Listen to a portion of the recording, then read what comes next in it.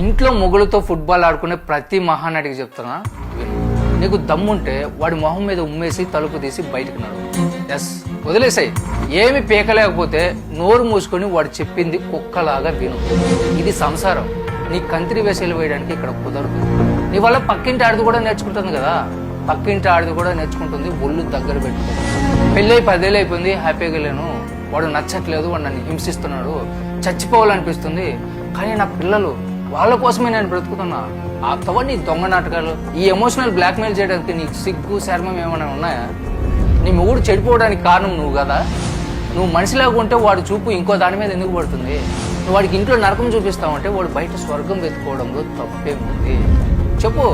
వాడిని ప్రశాంతంగా బ్రతకనేవో, కనీసం గౌరవంగా చావను కూడా చావనేవో. పగలంతా ఊరందరికి చెప్పి వాడి పరువు బజార్లో పెట్టేస్తావు.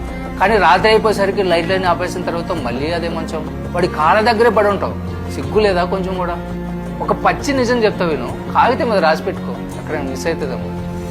నీకు మొగుడు అక్కర్లేదు, ఒప్పుకోయేది నిజమే కదా. నీ మెడలో ఉన్న పసుపు తాడికి కాపలా కాయడానికి ఒక సెక్యూరిటీ కావాలి అంతే. నువ్వు షాపింగ్ చేయడానికి, నీ బిల్లులు కట్టడానికి ఒక ఏటీఎం కావాలి అంతే. అంతే కదా. నువ్వు చేసేది భరించడానికి ఒక బానిస కావాలి అంతే కదా. ఎస్, అంతే. అదే నీకు కావాల్సిందే. అందుకే గొడవలు జరిగినప్పుడు అందరి ముందు వాడిని విలన్ చేసేసి నువ్వు కన్నీళ్లు కట్టుకుంటూ సతీ సావిత్రి లాగా డ్రామాలు ఆడేస్తుంటావు. సరే 10 ఏళ్ళైంది కదా, వాడి గురించి ఏ టు జెడ్ వాడి బొక్క బోర్లం మొత్తం తెలుసు కదా. మరి ఇంకేం పీకడానికి వాడి దగ్గరే ఉన్నావు. దమ్ము ఉంటే ఒకటే ఒక మాట, వాడిని వదిలేసి వెళ్ళిపో. వాడు ప్రశాంతంగా ఉంటాడు, వెళ్ళిపో.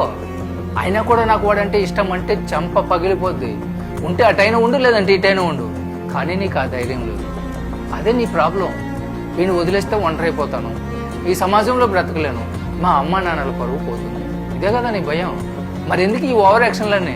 అందుకే వాడికి నరకం చూపిస్తూ వాడితోనే ఉంటావు. వాడిని నలిపేసి పిసికేసి వాడి రక్తం తాగుతూనే ఉంటావు, వాడితోనే ఉంటావు. ఎక్కడికి పోవు. మీలాంటి ఆడవాళ్ళ వల్ల ఇన్ని సంసారాలు నాశనం అయిపోతున్నాయి. ఇల్లు ఉంటుంది కానీ అందులో మనుషులు ఉండరు. ఒకరినొకరు పచ్చిగా ద్వేషించుకుంటూ ఒకటే గాలి పీల్చుకున్న 2 శవాలు మాత్రమే అక్కడ ఉంటాయి.